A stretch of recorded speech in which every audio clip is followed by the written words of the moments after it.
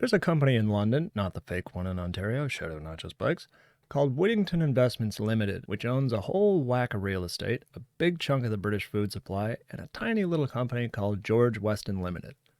George Weston Limited is a huge Canadian food processor which produces a wide array of products found in one of its subsidiaries, Loblaws Companies Limited, which owns all of these stores. Now, some might say, hey, what's the big deal? They're just a company trying to sell products to us hard-working Canadians. Yeah, nah, about that. Over the long term, it is the company's intention to increase the amount of the dividend while retaining appropriate free cash flow, remember that for the future, to finance future growth. What does that mean? To return capital to shareholders by allocating a significant portion of said free cash flow to share repurchases. Neat. And then you zip on down to here, third quarter report from them. And this is just an interesting choice of language I found personally, but so the COVID-19 pandemic continues to impact Loblaws businesses in 2021, including the challenge of lapping the elevated 2020 sales. I'm just going to rephrase that into more of kind of human speak. Imagine you're talking to someone and you're like, man, 2020 was rough. And they're like, oh, dude, I know. I only made $390 million last year. So this year, to top that, like, whoa. You see, it's like setting a world record. And then, oh my God, I got to top my world record. You know what I mean? And you're like, I meant like my mom died.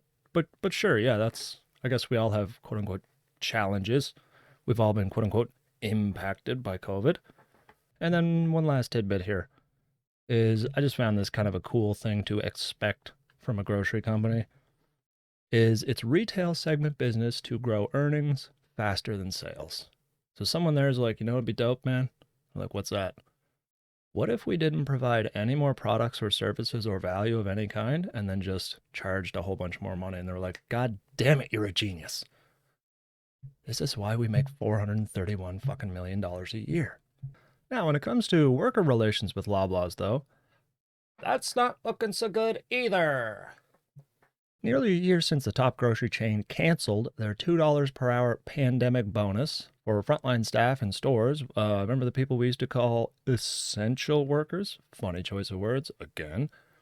The clerks wanted to know if that was coming back. And then Loblaws, in their infinite wisdom, decided, nah, we'll give you an appreciation bonus of $25 to $175, depending on hours worked. And I should have clipped this part, and that's my apologies, but you can read it on that article at the link if you want. That appreciation bonus is in-store credit. Oh, you just love to see it. It's like, hey, well, thanks. We'll give you some money to spend on us so we can make all of our money back. So it's really, nothing happened. So as much as Loblaws wants to claim with its marketing that we're there for Canadian workers, we care about you as we support your communities, as much as they want to say that, it's pretty clear to me that's just not true. So that about wraps it up for my rambling research piece on Loblaws. And hopefully this might inspire at least, the 7 people who might see this to seek out an independently owned grocer of some kind, whether that's a produce market, a meat market, just anything. Even if you can't get that, just try to find whatever your local products are.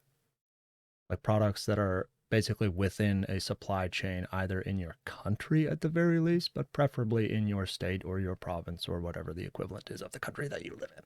Anyways, shoot me a like if you liked it. I would say dislike it, but YouTube took that away, so now no one can tell me how much they hate my Bernie Sanders video.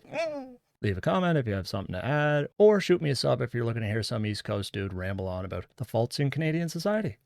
Thanks.